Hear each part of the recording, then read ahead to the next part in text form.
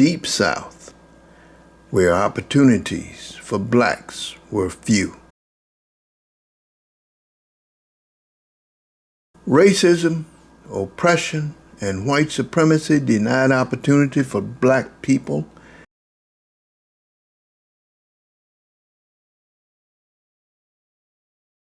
I don't have a photograph, but this is an artist's rendition of me at 10. I left Alabama, joined the United States Air Force, went to Texas, and found that a huge world existed out there beyond that little country town of Livingston, Alabama. I went to Dayton, Ohio. 40 years of my life was spent there. It gave me opportunity. I decided I wanted to be a police officer, and I went to a special police agency, Watts Police Service, to determine the feasibility of serving as a police officer.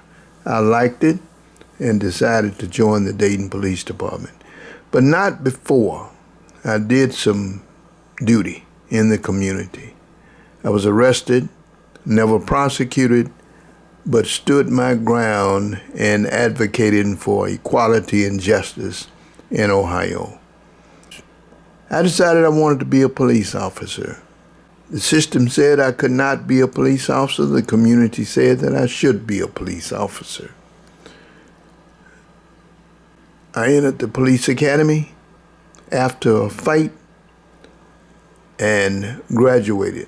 Once I became a police officer, I learned the power and duties and responsibilities of a police officer, but then I had to also realize what it meant to be a black police officer, and that created a struggle within the system.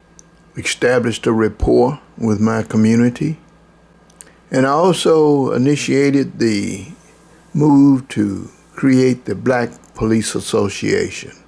And you can see there we have a profile of a black female in our badge, signifying that we were going to take care of our black women and girls. And we also declared a war on racism in Dayton Police Department. These are some of the brothers who represented well, like no other brothers I have ever seen in my life. I also moved to establish a relationship with our children, to let them know that I was there for them. I moved to mold some boys into men, teaching them discipline, sports competition, and other kinds of activities.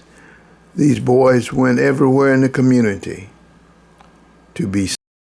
I took law enforcement and police procedures into the classroom to teach children their constitutional rights as it pertained to police and how to behave when they were dealing with police.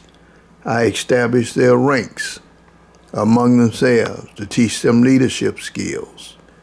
Sergeants, lieutenants, captains, majors. Yeah, we went at it big time, letting them know what discipline and competition was about. We even expanded into a boys and girls club after 3 years. I served as dignitary protectors for our significant others, Miss Rosa Parks, R.C. Davis, Stevie Wonder. Our boys mingled with some of the greatest. Stokely Carmichael back then. And when disturbances happened, 3,000 students, that's me with the asterisk on his back, moving into the crowd, not with shotguns, not with chemical maces, but just as a man to appeal to our children to be better. I joined the elitists in order to bring justice in our streets. Then I decided that I wanted to do it my way. so I moved on to Jefferson Township as chief of police. I got a chance to do my thing. Law enforcement, Leon E. Frazier's way. Went on to the best job that I've ever had, Central State University police chief, where not only did I exert the power as police chief, but as an extended parent, and on to Wilberforce, whereas I continued to do my thing in law enforcement, and my duty and responsibility continued here in Tuskegee, Alabama, molding boys into men. Got a chance to work with the late, great Amelia Platts Boynton Robinson for 15 years in her life. And even now, in this COVID-19 pandemic, I am still serving my community. Just published a little book dealing with the ills of the criminal justice system, as well as a book on the life and times of Amelia Boynton Robinson. I am Leon E. Chief Frazier.